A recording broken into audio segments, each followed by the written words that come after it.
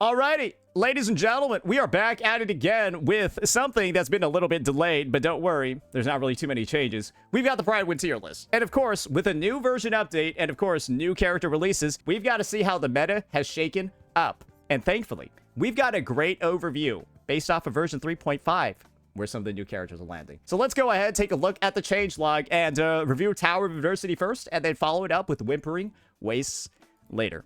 All right, first things first, we got Yangyang Xuanling, and oh boy, I do like the formatting. I like all of these little colors. Colors are good. So yeah, she's a new character that's being added as a tier 0 DPS, and her new 5-star form deals more than enough damage to land her in the leagues of Hiyuki, Sigrika, and Imith. She's easily a top tier character who lands nicely in tier 0 on a release. I can confirm that her damage is very good, as her damage ceiling is just as high from expected as a modern 3.x DPS. I think some other things to talk about as well. She's actually a very good free-to-play character. She does quite well on EOG and actually quite well with free units like Rebecca and Verena. It is a bit surprising, actually, how good she feels with units like that. So do keep that in mind. If you played in the last patch and you have Verena, Rebecca, Yangyang is like better than Shorekeeper Rebecca Yangyang. Like that's how strong Verena is with her. An excellent free-to-play option, of course, but you could just go for Luke Herson too. All right, Rover, Electro. Yes, we got a new version of Rover, ladies and gentlemen. Don't get too excited for them because you're likely not going to be using them anywhere. They're apparently going on as a tier 4 hybrid. And this is the unfortunate reality of their existence. They're probably going to be a tier 4 hybrid because they're a Chakona. Imagine a game where Lupa doesn't have any fusion DPSs. Imith is not in the game, Galbraith is not in the game, Changli and Brant all got deleted. Lupa would be a bad character, right? Lupa would be a dog shit character if there were no other fusion units in the game. Electro Rover is mainly dog shit because their kit is solid, but they're an Electro Flare sub DPS. They need somebody to consume those stacks, and nobody exists like that in the game. So the issue is that they're like a Chakona, they're a Lupa without a DPS. And a Chakona on her release, so this is the story about this character. And there's a reason why Kuro never did this again. This is a circumstance where they released the sub DPS before the main DPS, and this unit takes the cake as the most useless unit I've ever seen on their release before. I actually made a video talking about how they weren't shielded enough because you got worse times playing her in the TOA than like other characters because she supported nobody. Bro, she was like providing all this arrow erosion and shit that nobody could use. It was a nightmare. Actually, it was only for like 3 weeks, right? 21 days for the duration of her banner. But this was easily like the worst unit in the fucking game for 21 days. Wasn't she kind of used with Phoebe? If you were griefing, yes. Yes, you could run like fucking Spectro Frazzle Chakota, but if you're doing that in the present, like people are gonna look at you funny if you tell people you run Spectro Frazzle Chakota. Like straight up, like I bet if you went to Anime Expo to the Woo-Wah section and told people you run Spectro Frazzle Chakota, they'd call the police. No joke. Like you get odd fucking looks because like who the fuck would do that? So that's the situation over there. They basically don't have the proper tools necessary to actually succeed in the present day. Much like how Chakota did not have those tools on release either, and she was some dog shit. But now we got Rebecca. And this is where Rebecca's actually going to get a bit of a bump. The free-to-play character, ladies and gentlemen, up to tier 0.5. I think Rebecca has potential to be tier 0. And I'm saying this because she's really good with Augusta, and she's also really good with Yangyang Xuanling. Like, really good. Because Yangyang Xuanling has a lot of backloaded damage like Augusta, and she can really make use of Rebecca's outro skill to very good effect. And she feels very strong with her. I mean, basically, all of my team comps involving Yangyang Xuanling, they have, like, Rebecca on them. Because one of the big things Rebecca provides is a shit ton of attack, especially with her weapon over here, which you can see gives about, well, let's see, about 24% to the entire team for 30 seconds. And then her inherent skill also gives the entire team 20% too. So that's like 44% from existing, as long as you have her signature right. And that's really good for Yangyang teams. And like this over here, Chisa, Rebecca, Yangyang, that's a solid one that is going to fuck up pretty much all the content in the game for you. So do keep that in mind. Next up, we got we got WeWatch changes. So I told you all the TOA updates weren't going to be too crazy. Let's just see where everybody's landing now. Okay, oh boy. Tier 0 is looking pretty thick.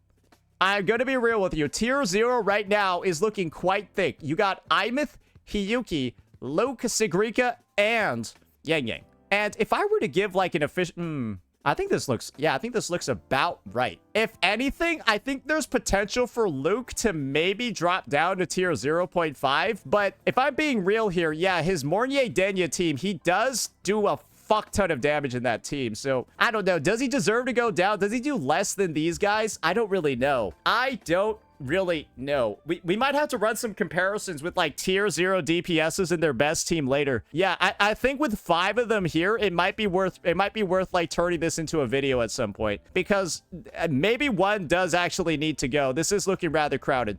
Yeah, we'll probably use that as a launching pad for a video later. Next up, we got the tier 0 sub DPSs. Denya, Lucilla, Chuyan, and Lene. Man, oh man. I don't know. I can just see Rebecca being here. I can see Rebecca being here because this is who Rebecca supports. Rebecca would then support the tier 0 Yangyang Xuanling, and then, ooh, Augusta. Maybe Augusta's not that good anymore. But then again, Lene is literally only really supporting Imeth, but I guess you could do Hyuki too. And then Chuyan's doing Sigrika as well as for... Maybe Rebecca should just be bumped up to here. Yeah, maybe she should just be bumped up to here. Yeah, I think that's a good spot for her for now. But remember, this is a free-to-play character. Remember, free-to-play character that works really well on Static Mist. Lucy's still down here, though. She didn't move. All right, now let's see here. Apex characters. Tier 0, Bane, Chisa, Mornier, and then we got Shorekeeper. All right. Makes sense to me. Chisa's got another tier 0 new team, too, with Yangyang. So, if anything, yeah, she wasn't bumped up yet. She should be bumped up now. Verena... I think Verena gets to stay in tier 0.5 because of her Yangyang stuff. Maybe there could be an argument I think you can make for her dropping down at some point, but nah, I think she's going to be comfortably in tier 0.5 for a very long time because of how well she works with Yangyang, especially compared to every other support in the game. Literally, I think the only supports better than Verena for a Yangyang are Chisa, and of course, Soy Soy, he's going to be coming out later. But I think it's just those two and actually nobody else, which is a little bit surprising, actually. Moving down a bit more, we're gonna have tier 1 DPSs. Are Augusta and Galbrena and Lucy truly that bad? I really don't think they're that bad. Am I like this is surprise? I don't know. I'm still just really, I don't think these belong here. Like I feel like these three kind of need to be somewhere else. I don't know. I feel like I get better results playing Augusta, Lucy, and Galbreda compared to Frolova. My personal take is I feel like I get better results playing these 3 units compared to Frolova and TOA. Like I have never felt like my Frolova is being better than these 3. That's just me though. Tier 1.5, Brant, Gian, Phoebe, Zani. I feel like this is kind of just like no man's land right now. Meta characters and sub DPS. You got Yuno. Man, she really isn't like that valuable of a character, is she? But with Jing Ran's release, I think she's going to go up to like tier 0. Yeah, I think with Jing Ran's release, she probably bumps up to tier 0.5 or tier 0. So do keep that in mind. She's probably going to be very valuable moving forward because there's going to be another shield stacking heavy attacker coming out soon. Electro Rover.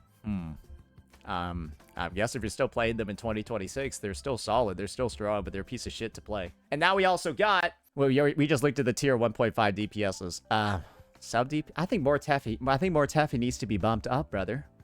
Oh, wait, no, I've done this. Let me just show you this. Allow me to just show you in the TOA what you can do with the Verena Mortefi team. It feels unethical because it's like better than using Yuno. And if you know like Wuthering Waves and you know like how certain things break down in Wuthering Waves, Mortefi's like 40% attack that he provides is so insane via Moonlit Cloud, Static Mist, and all of this stuff for a Yangyang. Bro, she fucks shit up so badly, it's unreal. Let me just show you. We all know the Lampy Lumen is a rat fuck bastard, right? He's probably one of the hardest enemies to fight in this reset currently. Check this out. Bro, we are about to walk this guy's dog, bro. He is cooked. Experiments underway. Oh, and I guess we'll just show off my Yangyang real fast. You're getting a bit of a sneak preview. Haven't done the first impressions yet because we've been busy. Yeah, that's my Yangyang. So like, yeah, she cooking. So let's just check this shit out real fast and yeah, get it a bit going. All right. Life is an every There we go. Fruit of ever Fury boils. Burn.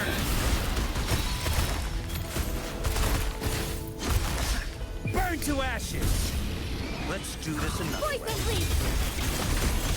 Turns into wind return. Fall. Down slow. Links and bounds. That is pretty good, isn't it? Winter sound. Gets it. Sever the discord. Fury boils. Inferno. Bask in the sunlight. Not bad, huh? Fury boils. As you wish. Silence. Let's do this Deep another way. down. The current control.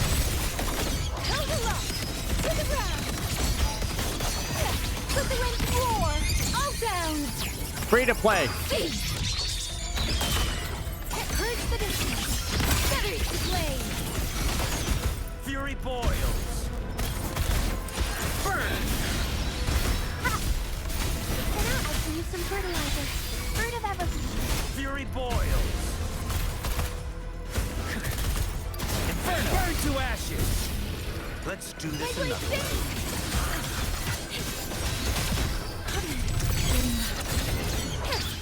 Ah!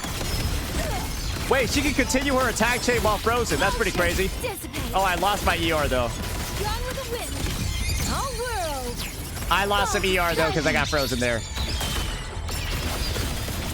the I didn't know you could get frozen though during her air attack, which is a little bit awkward, but I can use some that's why we had some fertilizer. issues there. Luminous That's why we had some energy. issues there. But guys, Fruit of ever. oh shit, whoopsies.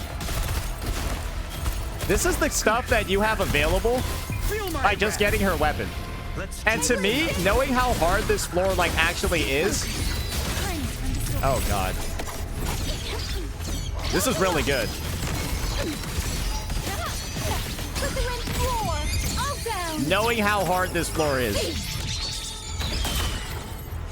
Purge the distance. So yeah, that obviously clears one of the hardest floor ones ever. And let me just double check just to make sure certain things about the investment. Okay, yeah, I was on Azure Oath. Bro, this is because she gets a shit ton of crit by herself. 96% crit rate from existing. So you don't need Shorekeeper. You don't need any of that shit. That is her baseline stats with her Sonata set effect. Make this And let me quick. just double I have check this. experiments Yeah, in the yeah, he way. was on Static Mist too. Hopefully, And remember, we'll make new findings. that's what you got available. I'm pretty sure I missed crits on the first rotation too. I think a big one did not crit at all, even with 96. So if you don't need a crit fish on that build, you can literally just reset. I didn't even do that. I think I 100% missed a fucking crit on the first one, which I shouldn't be doing at 96. So I think that alone, does that make him Uno level? I don't think so. But I think that makes him a permanent tier 1.5. Maybe he goes up in the future, right? I think that's a fair place to put him. Brant, you don't really play Brant anymore, unfortunately. Brant is available on the beginner banner, but yeah, you don't really play him no more. And then Electro Rover has the quick swap tag. Looks good. And I think everyone else over here is just a little bit too dated, right? This is just really telling you, don't pull on some of the older units. Don't pull on the older units unless you really like them. Don't really go for like the reverb banner again, unless you really want some older units and are probably looking to get some sequence nodes. But do use your free 10 pull, because I did. And guys, look at the benefits over here. Are you ready for this one? Check this shit out. Just boom. First pull on the banner, I get Ling Yang. Literally, that is the first one. It goes in like this order. Look, just Ling Yang. You too can get a Ling Yang as well on this banner. It's very easy. Just do what I did. And yeah, that one was fun. So that's going to be the TOA tier list. Now let's go ahead and get ourselves into Whimpering Wastes and see what's going on over here. Oh, they've actually got quite a bit of stuff. All right. So Yangyang Xuanling, actually getting added at tier 0 in this game mode. She has the markings of a top tier Weewa DPS like Sagrika, constant damage through her whole rotation in a wide AoE, and can surprisingly also actually work with Verlova. So this is my personal take regarding Yangyang Xuanling. She's got a lot of multi-hit moves. And if you know about Whimpering Wastes and have played for Lova or Sigrika, you know that multi-hit moves are really good. Look at all of the motion values. And I'm not even talking about the raw numbers. Look at the number of motion value hits that are occurring, right? You got like fucking 69.95 plus 135, 180.21, right? A lot of different hits. What ends up happening is this. You clear the waves and you still have some damage that spills over into the next wave instead of overkilling enemies. And that's very nice. Just make sure you have low ping. She does, however, have one attack that does like a lot of damage. So like try to use this on a 3-cost wave. Like try to use this on a fresh wave of 3 costs because this shit deals 2,000, like 2,000 in fucking motion value. That's one of the hardest hitting nukes in the game. Rover Electro. Added as a tier 4 hybrid. Just wait for Sin to release, bro. He's going to be shit until then. And then Chisa, tier 0.5 to tier 0, and then the expert tag removed. Basically, because Yangyang is so good and Hiyuki is so good, Chisa's getting bumped up because Hiyuki and Yangyang both use Chisa. Yep, she's incredibly strong now, but don't worry, later in this patch, she will be replaced. Yes, in the teams that are bumping Chisa up to tier 0, she's going to be replaced on them in the next or in the next, like, fucking 20 days. So, yeah. And now we got Rebecca. Tier 2 to tier 1. With Yangyang Xuanling's release, Rebecca can finally rise to the same tier as Lene in performance, as they're on par for her being on their best team, being both of their highest scoring teams currently. And Lene can be used with other characters, while Rebecca can actually be used with, you know, other units like, well, let's be honest here, Augusta and stuff like that. So to me, Chisa's success and Chisa's bumps up, especially in Weewa, I think they're going to be a little bit short-lived. I definitely see a future where she actually bumps down to tier 0.5, and then, well, your girl Soy Soy's up here instead. Because Chisa's only going to be supporting Imith. Chisa will only be supporting Imith teams once Soy Soy drops. And once Soy Soy drops, that's who Hiyuki's working with, and that's who Yangyang Xuanling is working with. So Chisa's up here because she works with these 3 characters right now, and this is the one that pushed her over. She's still going to be usable with her, but in reality, yeah, you're going to be using Soy Soy and Yangyang for 99% of situations. All right, what else am I seeing over here? Expert tag for the Fusion. I think this is a good move. If you try playing this Fusion Burst team, like, without... I'm going to be real here. I really do think the Fusion Burst Imith team is kind of a failure. Maybe some people are going to disagree with me. I feel like it's not really that great of a team to play. I truly feel like nobody uses it because it has like a gameplay loop that's deeply unsatisfying. It's a bunch of low hits that occur very often, but the overall damage looks pathetic in single target. Like, it truly, like, makes you feel like your Imith is weak playing that Fusion Burst shit in TOA, where, like, her ult used to be doing 600k damage. Now it does like 200, and it's a really odd look. Yeah, that's what I feel like. I feel like Fusion Burst Imith kind of fucks with her power fantasy of the Exo Strider. And to me, it's just, I don't know. I feel like a lot of people don't really like it because it kind of, it's almost like a contradiction of her character design. The big Gundam sword nuke drop doesn't do any damage. It's a little bit odd, but yeah, that's just my personal take on the Fusion Burst team. I think it's thematically a bit of a failure. You can disagree with that if you want. Augusta. Interesting. Augusta's kind of like out here as a tier 1, and then everyone below her is Galbraith. I think that's fair. Yeah, no, TOA or Weewa has definitely been feeling so much worse lately. It's kind of, yeah, Lucy's really bad in the game mode too. Camellia doesn't feel great either. Nah, not no more. And then Gion's kind of only good in his triple arrow team. I'm gonna be honest, guys. Yeah, I haven't had a lot of fun in Whimpering Wastes in a long time. And I guess the thing is that now that I have, well, I already had, basically, I've just been mostly playing for Lova Sigrika. Do you agree with Hiyuki in tier 0.5? Nah, I think Hiyuki should just be bumped up and the expert tag removed. I don't think you need to be, like, good at this game to play her. She's actually very easy to play in Weewa. Like, if you're calling the expert tag, like, not wasting your yais on enemies that haven't spawned in yet, I feel like maybe we can... She seems really easy with Lucilla. Everybody's frozen all the time. They literally can't move. Like, with Lucilla, you feel like you freeze so much more often, it's crazy. And so, like, enemies are quite easy with the Hiyuki team. I don't know. I think expert tag is gone, and she gets bumped up. But that's my personal take. Everything else in the game mode, maybe Mornier should actually be bumped down because it feels like her teams are actually not that good. Like, she's got Toon, Rupture, Imith, and Luke Curson. I don't know. I think Mornay is actually like a tier 1.5, bro. Potentially. I really don't. I don't see her getting used very often at all in Whimpering Wastes. I'm going to be honest. And the mono, even the Lupa mono teams, they don't feel good. They don't feel good in Weewa anymore because her stuff is surviving her attacks and getting scattered everywhere. She used to one-shot a lot of enemies with some of her moves, but they're surviving now, and her anti-effect on grouping is catastrophic. So yeah, maybe we could revisit some of the placements over here, but overall, yeah, for Lova's back. Okay, for Lova's tier 1.5, yeah, I think, yeah, as long as we're not fucking killing her and dropping her to like tier 2 and shit, I think that's fine. Overall, I think this is more of just like an update on like the meta of the game, because in the TOA, right, I don't know if we have 5 tier 0 DPSs. And in a similar vein, I don't really know if like Carlotta's on the same level as like Augusta, Lucy, and Galbrina. And in Whimpering Wastes, the game mode just doesn't really feel fun to play anymore, because so many characters are just like, you've written them off completely and you don't even expect them, and you don't even think about playing them. And I think when you've gotten to the point where like only like a very small part of your roster feels usable for Weewa, that's just not good for like the game, because it's very few characters you feel comfortable bringing in there, and it's unironically the most restrictive thing in the game currently. Like End State Matrix, which locks your echoes and weapons between teams, feels better than Weewa in terms of player friendliness and like ability to like do stuff like freedom of play. I have more fun in End State, where my shit is locked and I can't transfer it between people, than Whimpering Wastes, where it isn't. That's kind of unreal, isn't it? Yeah, I find that slightly unbelievable, but it is what it is. Probably could do some fixing over here. Let me know what you all thought. Peace out.